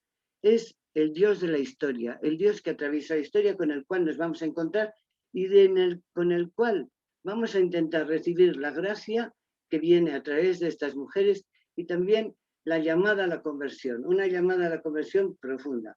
Es decir, tenemos que pasar esta conversión de generación en generación, como dice Lonergan, la conversión del corazón en el sentido más profundo. Es decir, trato de entender la historia como una comunidad intertemporal. Ellas empujan desde el pasado y nosotras empujamos con ellas hacia un futuro que nos llama, que nos atrae y que nos urge. Estas tres palabras son importantes. Nos atrae, nos llama y nos urge. Y nos pide entonces esto una fuerza impresionante. Se nos pide una investigación seria y rigurosa. Yo he visitado más de 200 archivos porque no he querido que sea ninguna palabra inventada, sino simplemente la cuestión histórica que esté bien cimentada. Una historia que está tergiversada. Es decir, por ejemplo, se quiere dar a la clausura la máxima antigüedad. No, pero no la tiene. Es decir, hasta el siglo XIII no hay una ley sobre la clausura universal. Y de hecho no la tiene. Entonces, muchas de esas cuestiones se ocultan, se manipula la historia, los conflictos no salen, se desoye a las monjas. Bueno, pues todo eso he querido sacarlo a la luz. También descubrir la historia de salvación que se da ahí. Es decir, es la historia de la gracia que atraviesa toda la historia, que nos llega a través de las mujeres, de sus esfuerzos, de sus sufrimientos, y es la vida de Dios en el interior de todo. Entonces, para esto hace falta ser teóloga y ser historiadora. Historiadora para encontrar los textos y la realidad, y teóloga para encontrar el sentido salvífico y leer la historia, no solo los textos, sino leerlos también desde otra dimensión. Y he entrado en las mujeres, a estudiar la clausura doméstica, mucho menos que la monástica, pero sí que la primera parte entro en la clausura doméstica para decir, realmente estas mujeres también lo sufrieron en casa cerradas a cal y canto, y la clausura monástica, es decir, lo que llama alguien la institucionalización de la invisibilidad de las mujeres. ¿Qué antropología, qué teología, qué ideología, qué tipo de iglesia hay detrás de eso? Bueno, pues esa es otra tarea a hacer, ¿no? Pero nos damos cuenta que las mujeres nunca aceptaron de buen grado la clausura, nunca quisieron, ya lo he dicho antes Antonio, nunca quisieron reglas y normas distintas de las de los varones. Fue una imposición que costó tiempo imponerla. Y por otra parte, no existe, es decir, no hay ninguna ley sobre la clausura, acabo de decir, hasta el siglo XIII, hasta final del siglo XIII, 1298, en el que el Papa Bonifacio VIII pues escribe una bula terrible, periculoso, en la que en ese momento no tuvo incidencia, la tuvo después, y como símbolo, diré, bueno, no se aceptó, las monjas no quisieron aceptarla. Como símbolo, pero hay otras muchas cosas, contaré levemente que las monjas de un convento de Inglaterra en Lincoln, pues escucharon al obispo cuando fue con la bula para leerles la bula, pero cuando el obispo ya se marchaba, pues le siguieron hasta la reja y allí le tiraron la bula a la cabeza para decirle que realmente no estaban de acuerdo con el asunto. Entonces, bueno, pues eso es el momento más, voy a decir 2 o 3 palabras de la historia, pero no mucho más. Me interesa más la teología. El momento más álgido de la imposición de la clausura es Trento. Es verdad que antes hubo la reforma de los reyes católicos y cisneros en España o la reforma en Italia, es decir, hubo también en el siglo XV. Siempre ha sido una cota alcanzar de todas las reformas eclesiales la clausura de las mujeres. Y hay algún Tarcisio Ascona dice, bueno, también se quería de los hombres, pero no estaban maduros. Pues mira qué casualidad, no estaban maduros. Bueno, entonces el Concilio de Trento es el punto más álgido y se impuso la bula de Bonifacio VIII. ¿Qué dice la bula de Bonifacio VIII? Así en resumen, pues que las monjas no pueden salir de su convento más que por gran incendio, por gran inundación y por enfermedad contagiosa y grande también. Y eso con permiso del obispo. Total, que cuando llegaba el obispo yo creo que ya se había incendiado el monasterio, pero bueno. Entonces, eso es lo que dice. Luego va a haber apretar más la cosa. Y luego la bula en sí misma, la cimentación teológica que tiene es horrorosa, porque dice que para alabar a Dios, para rezar, etcétera, y para que no retocen, y bueno, te quedas así como diciendo, bueno, este señor, ¿qué está pensando de las cosas? Bueno, el obispo de Salamanca, además de muchos obispos españoles, porque en ese momento fueron los más abiertos, luego han sido más cerrados en el Concilio Vaticano II, pero bueno, el obispo de Salamanca dijo que no quisiera que se obrara tan severamente con las monjas. Y tuvo mucha razón cuando se percató de que la reforma era para frailes y para monjas, pero que las monjas estaban ausentes. Mientras que los frailes, dice él, y lo voy a leer, negocian reciamente y así en todos los capítulos hacen de manera que su negocio quede a salvo. Porque los frailes se dan tan buena maña, y concluye, la reformación de los frailes está hecha con menos rigor del que era menester, porque fueron frailes los que entendieron en hacerla. Y después, ha sido tanto el negocio que se han traído, que más valiera que nunca se hiciera. Y continúa, a las monjas se las ha estrechado de tal manera, es decir, que él se da cuenta de que realmente ahí hay una descomposición entre unos y otros. Las monjas no quedaron nada contentas con la reforma de Trento. Y como ejemplo, así un ejemplo, porque hay cantidad de reacciones por todas partes, y algunas pues un poco divertidas también, pues el historiador Ludovico Pastor, cuando habla de este asunto, acaba así diciendo: a las órdenes de las mujeres se les exigió de nuevo y con más rigor la observancia de la clausura. El mismo Pío IV escribió a sus 2 hermanas que eran dominicas en un convento de Milán para vencer su aversión a este nuevo ordenamiento. Y luego en otro lugar dice: siendo ya 3 las hermanas monjas de Pío IV, entonces fue San Carlos Borromeo el que tuvo que dirigirles largas cartas para vencer su resistencia a la ley de la clausura. Y podríamos poner más y más ejemplos. Y en todo ello, pues habría que ver pues, las dificultades terribles que tenían las monjas. Y todo quedó plasmado en una legislación muy dura, se apuntaba ya a posibles conflictividades, se decía que se acuda al brazo secular si no se podía de otra manera, es decir, a la violencia en caso para impedir cualquier insubordinación, cosa que ocurrió muchas veces. El Papa Pío V fue también clave en todo esto y endureció mucho la legislación de la clausura y la dio a todas las religiosas, sean de la orden que sean, aunque fueran militares, beatas, seroras o lo que sea, pues fue una auténtica ofensiva contra las mujeres. Se le exigió clausura incluso amenazándoles con la excomunión. Se les presionó a los visitadores y a los clérigos y se le apeló incluso al brazo secular. Entonces surgieron las protestas y todo ello por el siempre temido y rechazado encerramiento, llama José García Oro.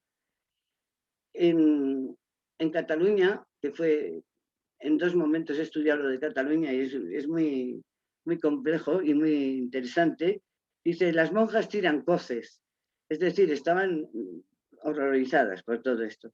Dice, y luego hay un documento que para mí es muy impresionante que dice: las monjas se las cerraba contra su voluntad, no procurando buscar medios primeros suaves para que ellas aceptasen la reformación. Tampoco se les enviaba a nadie para que les enseñara ni clausura y vida religiosa, ni que las instruyera en la oración y todas esas cosas. Y tercero, porque cerraban muchos monasterios pobres sin darles lo necesario para subsistir y se morían de hambre. Es decir, es una historia esta que resuma resistencia y conflictividad. Aunque cuando se dice que las monjas estaban tan horrorosamente mal en aquella época, lo dicen los documentos, y que se les metía en clausura para enderezarlas, yo siempre digo que me he encontrado con monotonía, que me he encontrado con desgaste, con fallos humanos, todo lo que queramos, pero así con los grandes pecados que dicen y ofensas a Dios nuestro Señor y cosas así que dicen los documentos, de eso de verdad que yo no me he encontrado. Es decir, tengo que decir que no quiero hacer una comparación entre los monasterios de varones y los de mujeres, pero me parece a mí que saldríamos ganando nosotros. Las reacciones son dolorosas, pero quiero leer una, y voy a acabar enseguida de este tema. La subpriora de las Comendadoras del Santo Espíritu de Salamanca.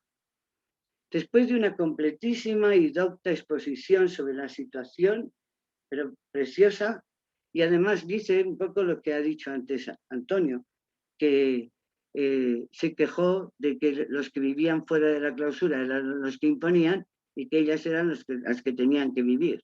Y dice, incluso los señores diputados y bueno, la gente importante y los nobles que decidían sobre ellas. Y dice también, como toda la comunidad, explica cómo toda la comunidad se había opuesto a la normativa y termina diciendo: de aquí nace el persuadirnos que este rigor en que nos quieren obligar a clausura, que no hemos tenido, amenazándonos con preceptos y censuras, da a entender que la clausura es penal. Ahora faltan voces a nuestro dolor. Ahora faltan voces a nuestro dolor. Para mí, esto ha sido una llamada a decir, nosotras queremos ser las voces de aquellas que no fueron escuchadas. Nosotros queremos ahora recoger la historia y cada vez hay más mujeres que estamos comprometidas en recoger la historia de las mujeres, la espiritualidad, la vida, el testimonio de las mujeres para realmente darlo voz, darlo a conocer y que sea verdaderamente pues, un testimonio, ¿no? Ahora mismo yo estoy viendo en Facebook tantísimos cuadros de mujeres maravillosos que desconocíamos absolutamente. Bueno, pues da un gusto ver eso, porque, bueno, la situación de las beatas y de las seroras vascas y las demás mujeres eclesiásticas que tenían un estilo de vida muy diferente y con el cual acabó también Trento, pues fue muy doloroso. Y por poner un ejemplo, solo uno, las beatas franciscanas de la Santa Cruz de Bilbao argumentaron que no podían guardar clausura, atento que son pobres y no haber profesado la dicha clausura, pero no se cruzaron de brazos, porque le plantearon un pleito al provincial. Fueron valientes, ¿eh? Un pleito al provincial, porque les quería obligar al cuarto voto. Tuvieron un duro forcejeo, y ahí anduvieron unas y otras. Recibieron amenazas de excomunión, castigaron a la madre vicaria no sé cuántas veces, y a todas también por inobedientes, y que no sean, esto es terrible, que no sean admitidas a la iglesia y sean excluidas como rebeldes e inobedientes, y puestas en cepo de pies, y no puedan ser absolvidas ni se les dé confesor cuando en pecado concurran. Eso es durísimo, eso es durísimo. O sea, eso es un forzar las conciencias de tal manera. Bueno, pues en el pleito ganaron las beatas, pero se les impuso el cuarto voto y lo tuvieron que hacer. Pero de todas maneras, lo que hago es, el primer capítulo y el último capítulo, lo que son es como envolventes de toda la tesis en las que da el sentido teológico de esta tesis. Es decir, es una investigación histórica, pero con carácter totalmente teológico y da este sentido, ¿no?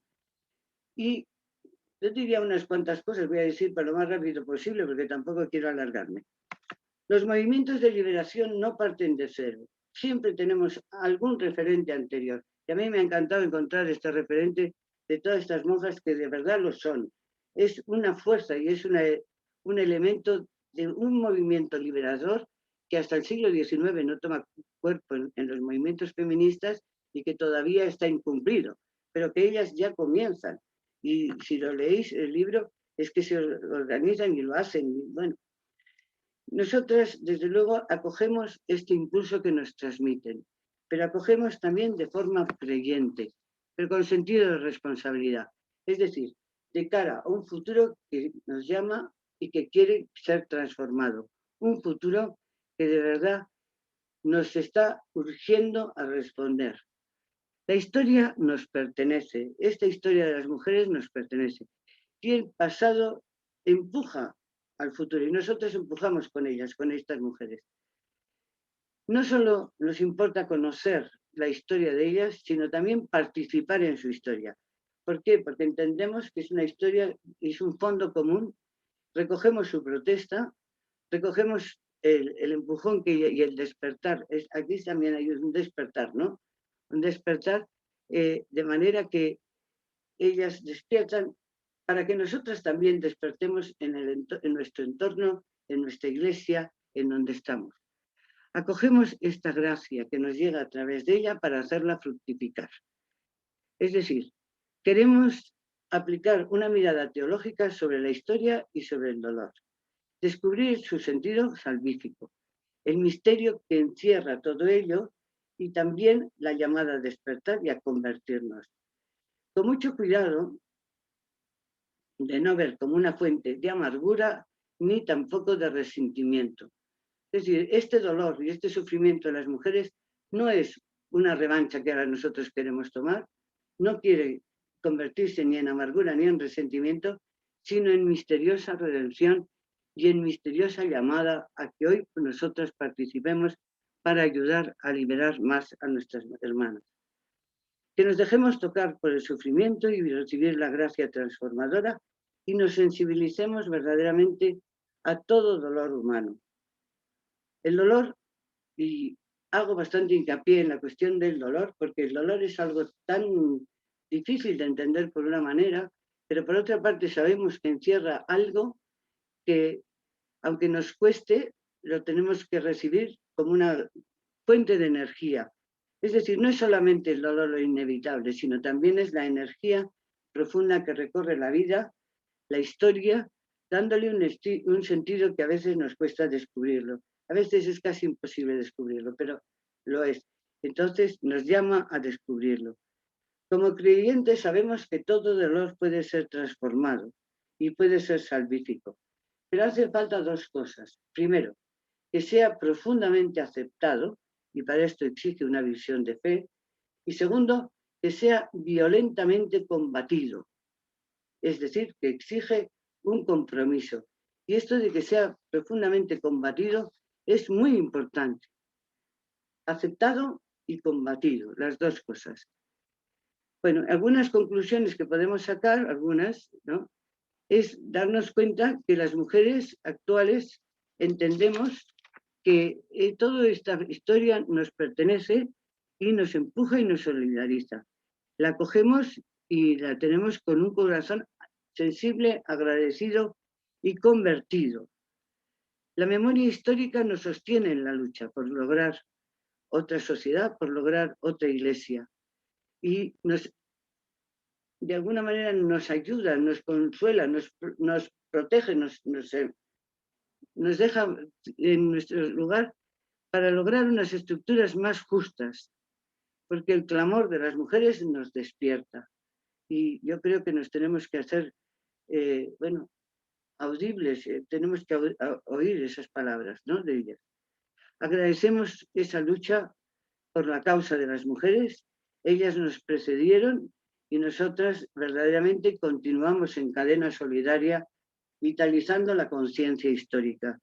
Es una cuestión de vitalizar la conciencia histórica. El dolor de las mujeres nos sostiene para trabajar por unas relaciones y unas estructuras más justas. El clamor de las mujeres nos despierta también de nuestra apatía, de nuestra indiferencia y nos sitúa ante todo dolor humano. La Iglesia debería dejarse interpelar y confrontar por el dolor de las mujeres, pasadas y por las presentes también, y asumir la responsabilidad de evitarlo en el futuro. Evitar ese dolor de tanta mujer. No solamente por la clausura, sino por tantas otras causas que vosotros sabéis y yo también, pero ahora en ese momento. La Iglesia debería de transparentar en sus mismas estructuras la justicia y la salvación que anuncia, y no lo hace. Está a la zaga de la sociedad civil.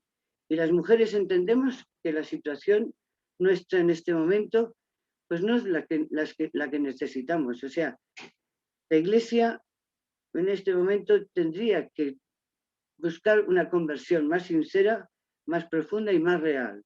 No bastan con las palabras, hace falta ponerlo por obra. Queremos que la Iglesia sea un signo vivo de justicia para el mundo y una esperanza para las mujeres.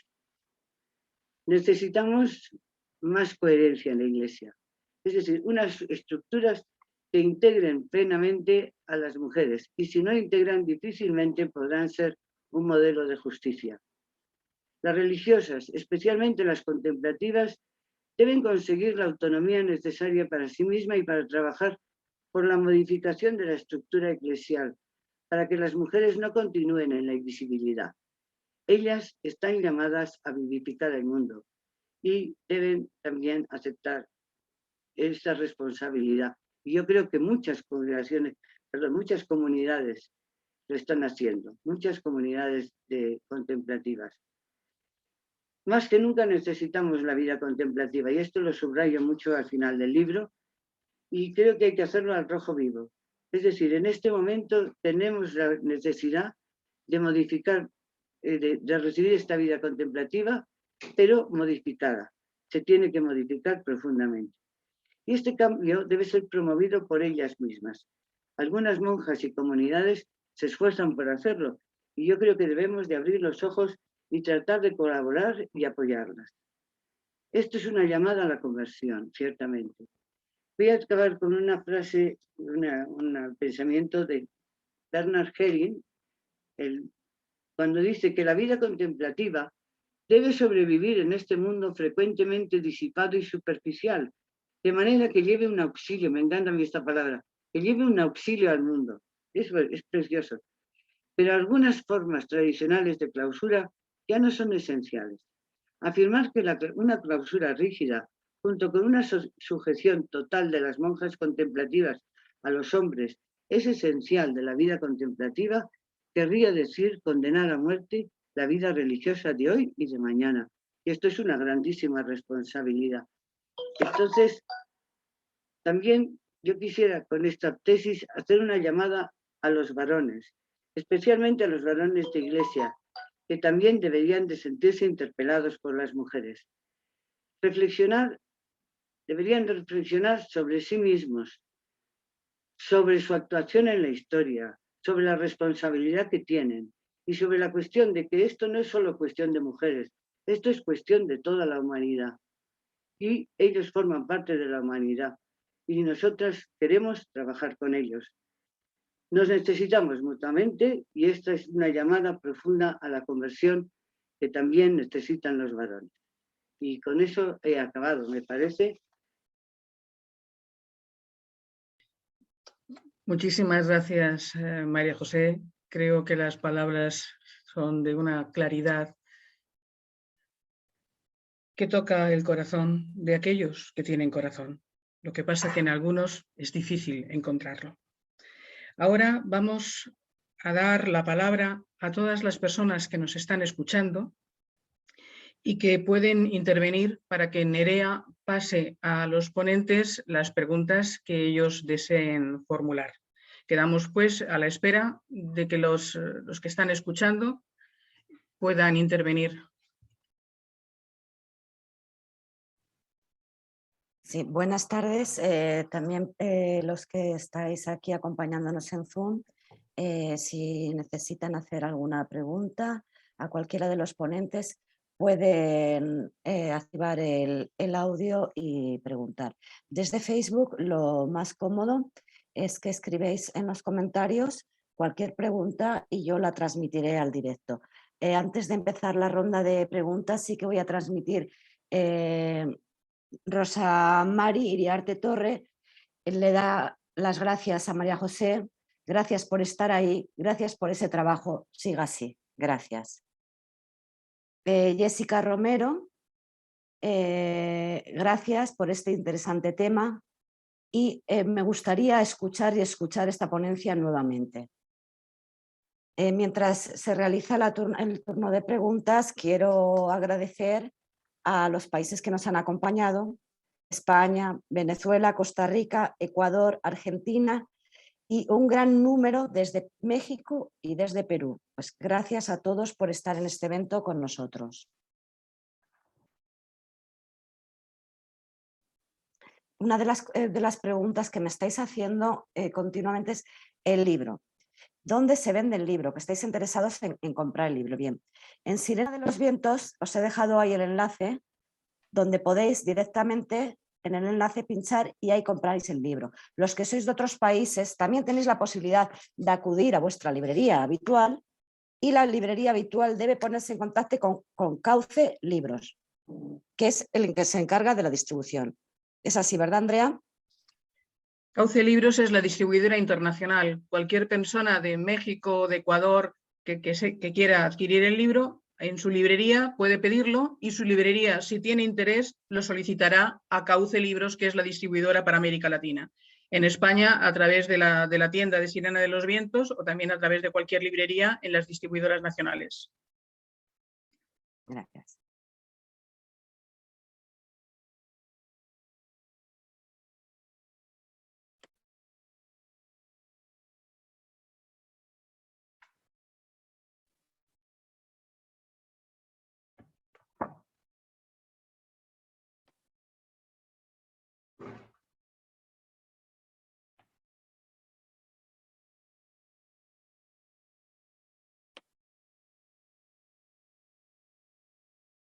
Disculpa, me están diciendo por aquí que me olvido de Chile. Bueno, pues ya está, Chile. Saludos, buenas tardes. Saludos a Chile, sí. Siempre me olvido de alguien, lo siento, pero vamos, buenas tardes. Alma Santibáñez, felicidades por tan certero y real planteamiento acerca de la liberación de las mujeres, de todas. Que sigan muchos éxitos. Un cálido abrazo a la autora desde México.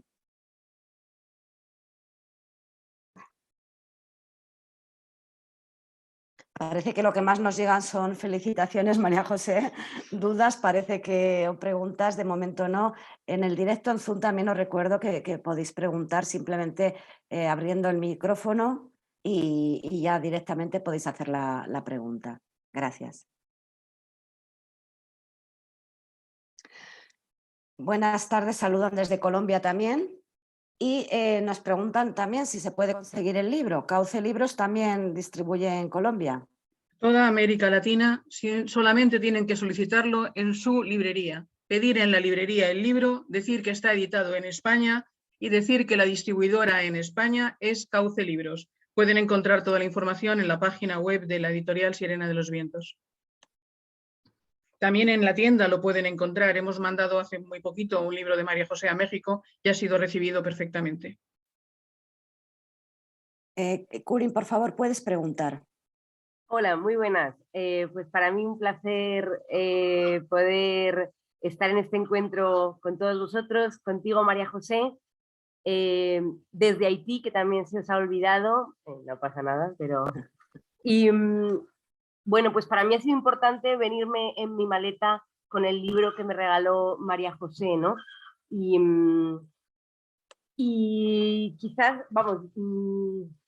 para mí María José es ese antecedente tan necesario para poder pensar desde mi óptica, hoy con 36 años en la iglesia, formando parte de la vida religiosa y viendo muchas veces que se ha avanzado menos de lo que nos hubiera gustado, ¿no? en las últimas décadas, ¿no?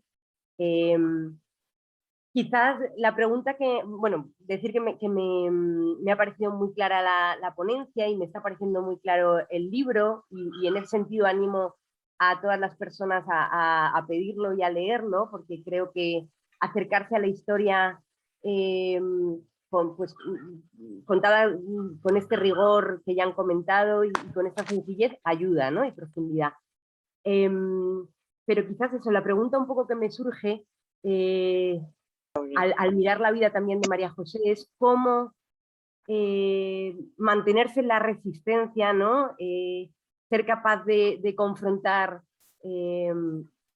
con quienes pues a lo mejor están teniendo ahora mismo el poder de legislar y que no nos permiten hacerlo a otras y en concreto a las mujeres, y cómo no caer en esa amargura, ¿no? Quizás por eso lo que quiero destacar es el tono de María José, que siempre he encontrado, pues eso, con una dulzura que a mí me cuestiona, ¿no? Y me encanta percibirlo, pero cómo aguantar viendo un sistema pues, en el que los cambios cuestan tanto, ¿no? Y donde pues, al mirar la historia vemos injusticias tan dolorosas, ¿no? Y cómo ha sido qué te ha ayudado, ¿no? A hacer, a convertir el dolor en redención y el dolor de las mujeres en redención. Bueno, un poco así, y sobre todo mi enhorabuena, mi cariño desde aquí. Soy fan de María José, ¿eh? Soy fan.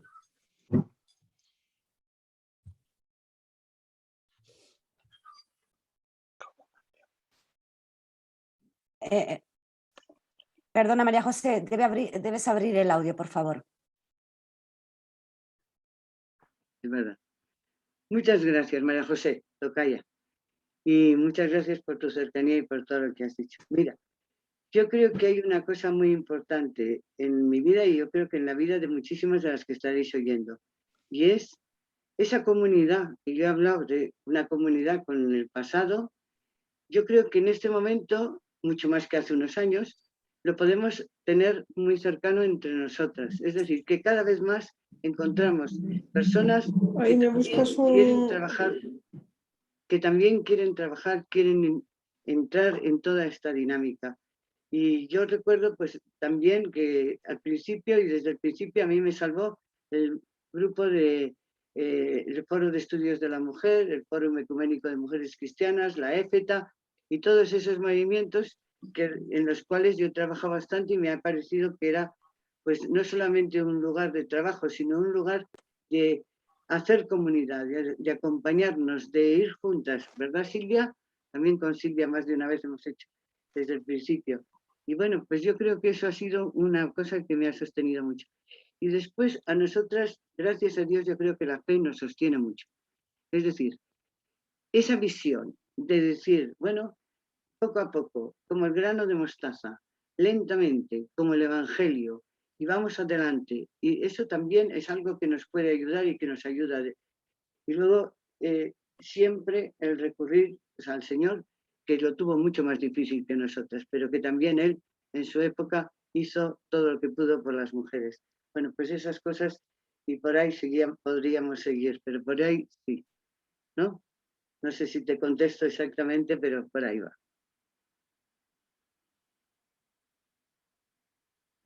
Paloma, adelante, quería preguntar. Paloma. Hola María José, buenas tardes. Buenas tardes. Realmente no quiero preguntar, me ha encantado la ponencia y sobre todo me ha encantado verle. He de decir que tu libro no plasma más que lo que tú eres. Eres una luchadora nata, se te ve cuando se habla contigo. Te metes en los proyectos hasta el cuello. O sea, yo solo puedo decir cosas buenas, ¿no? Este año que hemos tenido de preparación contigo para recibir la medalla de las Hijas de María, ya sabes que quedamos en volver a reunirnos, porque, Sí. no sé, eres, ¿cómo decirte? La Dalí del entusiasmo, de pensar las cosas serias cuando son serias. Y para todo lo demás voy a emplear un Mastercard, ¿no? Un chascarrillo así. Muchas gracias y me encanta haber podido compartir esto con todas vosotras, religiosas o laicas, y de todo el mundo además. Y también leeré tu libro, por supuesto. Gracias. Un abrazo virtual para todas. Gracias a ti, Paloma. Y sí, tenemos que empezar otra vez. Yo ya estaba pensando que a ver si la semana que viene nos vemos. Venga, un abrazo, lo dicho. Un abrazo. Desde Facebook, Ronald Gutiérrez Apaza. Disculpen, de repente ya se mencionó, pero igual realizo la pregunta. ¿Por dónde pasa a superar las resistencias a una renovación de la vida de clausura? ¿Qué opinas sobre la avanzada de grupos conservadores para mantener las cosas tal y como están?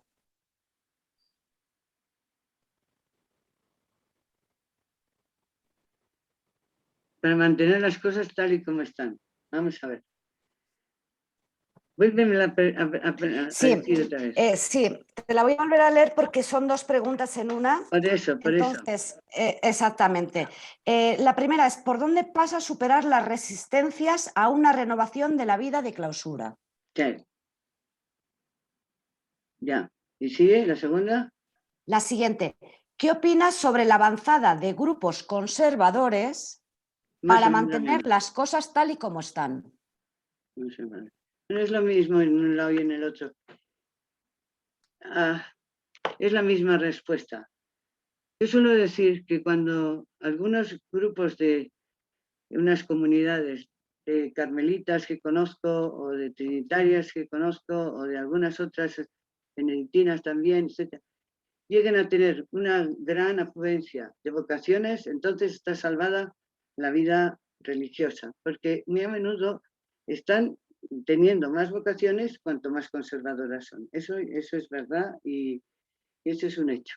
Y yo comprendo que sea una preocupación, porque es verdad que son reticencias para tomar en sus manos la responsabilidad.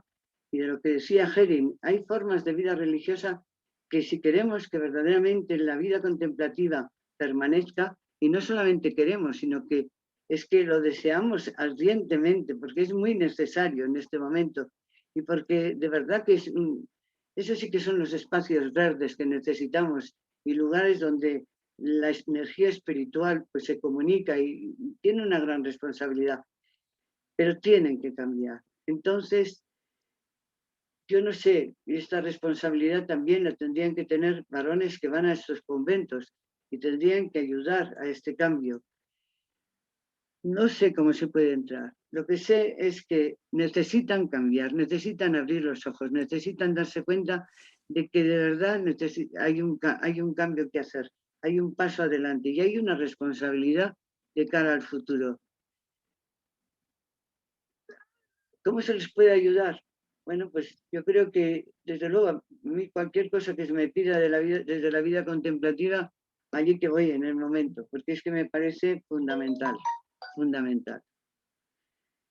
Yo quisiera que todas nosotras ayudáramos. No es una cuestión de que ayude a una, ni dos, ni tres, sino que es una cuestión de verdad tomarnos en serio que la vida contemplativa es muy necesaria, no solo en la Iglesia, sino también en la humanidad, porque hay un contagio de humanismo y un contagio también de espiritualidad, pues que la gente lo necesita, sea religiosos o no sean. Y es una cuestión de responsabilidad. Ahí está. No es fácil, ¿eh? No es fácil.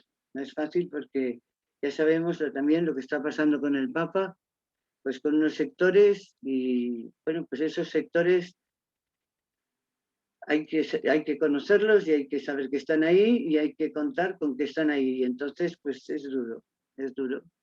Pero mucho ánimo y entre todos a ver si entramos ahí, ¿no? Con sentido de responsabilidad. También les vendría bien leer el libro para que se den cuenta de que hay cosas que creen que son de secula seculorum y no son recientes, ¿no? Claro, también les vendría bien. Gracias, María José.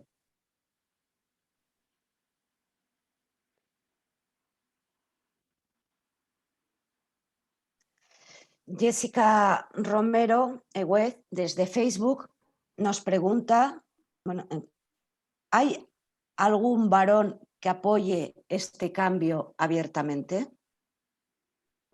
Sí. Desde el comienzo del feminismo hay varones que apoyan. Es decir, incluso, bueno, Epicuro tenía el jardín en Grecia abierto a las mujeres cuando estaba prohibidísimo y eran lo más machistas que pueden existir muchas veces, ¿no? Y el Epicuro abría el jardín a las mujeres como a los mismos varones. Siempre ha habido varones que se han integrado. Y Condorcet y Stuart Mill y todos estos al comienzo del feminismo lo apoyaron y les costó, al uno le costó el Parlamento, al otro le costó la vida.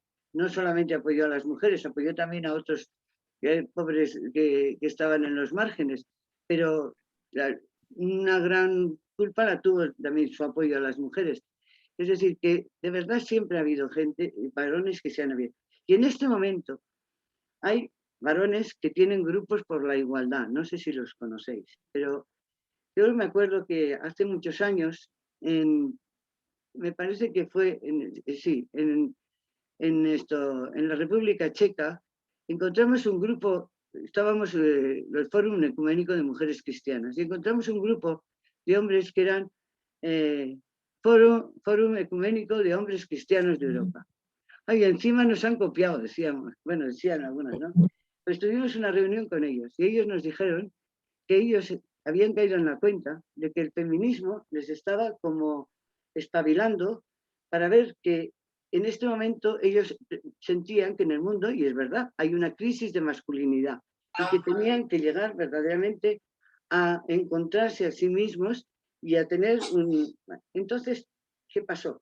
Pues que nos comunicaron cómo tenían ese foro para entre ellos ir llegando a una concientización más fuerte de sí mismos y de llegar a trabajar por la igualdad de las mujeres también y de alimentarse también de lo que las mujeres estaban haciendo. Esos grupos al principio eran solamente en el norte de Europa y en Estados Unidos, pero en este momento hay por todas partes. Yo hace también muchos años encontré en Palma de Mallorca el primer grupo y luego ha habido en otros muchos sitios.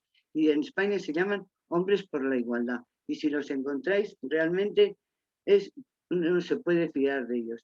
Y ahora yo estoy leyendo el libro de un señor que es muy conocido, porque yo he visto que yo lo citaba hace tiempo, pero no había caído en la cuenta de él. Se llama Octavio Salazar, es de Córdoba y realmente tiene un libro sobre los varones que es una preciosidad de cómo pone las cosas. Él se dice a sí mismo feminista. Es decir, que claro que hay grupos de varones y merece la pena. Y yo creo que, como dice Elizabeth, dice Bantinter, dice que las mujeres nos hemos dado cuenta antes del asunto. Y cuando les vemos a ellos que empiezan a despertar, contenemos la respiración ante un nuevo nacimiento. Y a mí me encanta, me parece precioso. Y yo sí que creo que podemos estar así atentas a ese nuevo nacimiento que de verdad vendrá y está ahí, ¿no? Yo creo que yo siempre digo que no luchamos contra los varones, luchamos contra la injusticia, pero no contra los varones. Al revés, nos necesitamos mutuamente, ¿no? Pero ellos tienen que cambiar, ¿eh? Nosotros también, ellos también, tenemos que cambiar.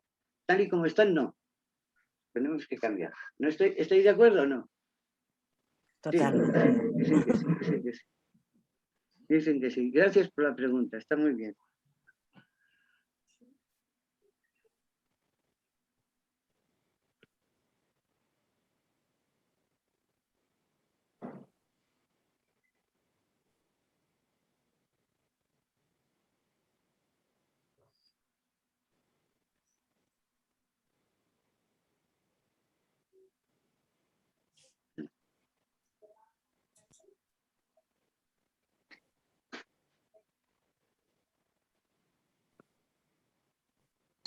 Si alguna duda, alguna pregunta más, por favor.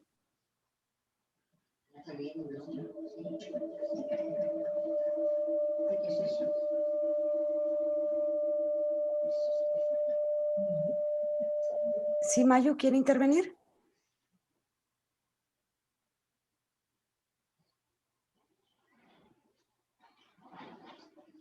Mayu, adelante, puede intervenir si lo desea.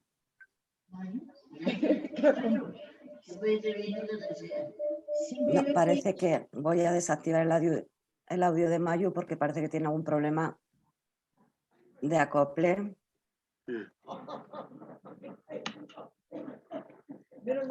Pues ya en Facebook recordaros que vamos a cerrar enseguida el evento, pero si os surge alguna duda más, cualquier consulta que queréis hacer, va a estar el evento colgado siempre y podéis hacer uso de los comentarios.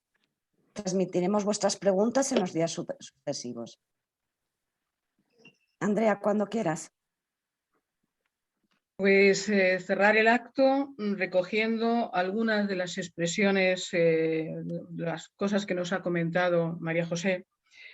Esa llamada a la comunidad intemporal, que yo añadiría de laicos y religiosas, de monjas y personas que somos seglares, de hombres y de mujeres, que nos atrae, nos llama y nos urge. Nos urge esa comunidad intertemporal para que nos demos cuenta y hagamos comunidad, hagamos reino y vayamos caminando. La expresión de la clausura es penal, a mí me ha tocado muy particularmente como abogado y efectivamente es algo que a mí me ha encogido el corazón. Esa clausura penal que nos pide que pongamos voces a su dolor es lo que estamos haciendo en este acto con la ayuda de María José Arana y de todos los participantes, invitados y los que estáis al otro lado en la línea virtual.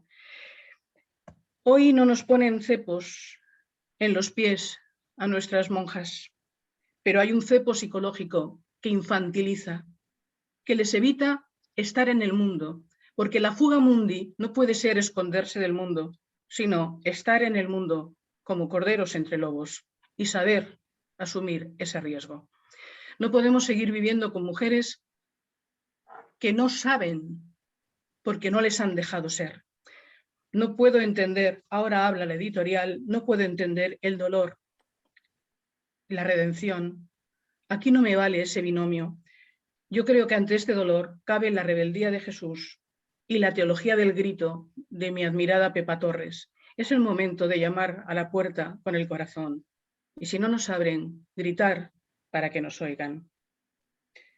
Y finalmente, decir que la vida contemplativa, como me dijo una muy querida monja contemplativa, es un estado natural del hombre, y citaba a Oscar Wilde. La contemplación es la ocupación natural del hombre. No es solamente para monjas, para frailes, para religiosas. La vida contemplativa es un estado de conciencia de quien sabe que vive en presencia, de quien sabe que hay un ser en ser, quien está atento a esa vibración de la existencia con mayúsculas. Y en este sentido, creo que debemos de salir ya de esa vida contemplativa solo monacal, porque la vida, como dice también la teóloga Pepa Torres y religiosa, la vida es un templo donde todos, laicos y religiosos, religiosos institucionales o religiosos seglares, rezamos cada día la oración de vivir. En este sentido, invito a todos a esa vida contemplativa. Dejo el espacio abierto de la editorial a los latidos de los corazones que buscan una igualdad evangélica y un caminar haciendo comunidad, y les doy las gracias a todos los que han participado por esta agradable velada donde hemos dejado nuestra semilla, ahora que el Espíritu venga y sople. Muchísimas gracias a todos y a todas, especialmente María José Arana, un inmenso abrazo lleno de gratitud. A ti. Muchas gracias a todas A ti, muchas gracias. Bueno. Gracias, María José, desde Argentina. No, hombre. Muchas gracias a ti, a vosotras. Muy bien. Desde Argentina, pero... Venga, ¿Habla? Sí. ¡Oh, mira, mira, mira! ¡Bien!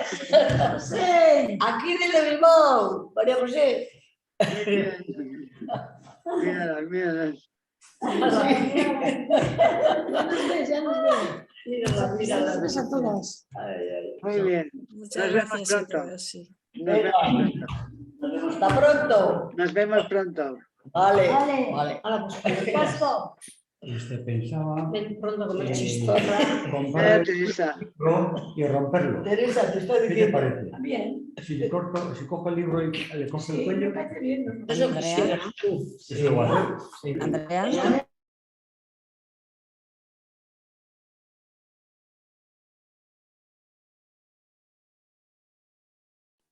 Andrea, ¿puedes finalizar la reunión? Dale al botón finalizar, por favor.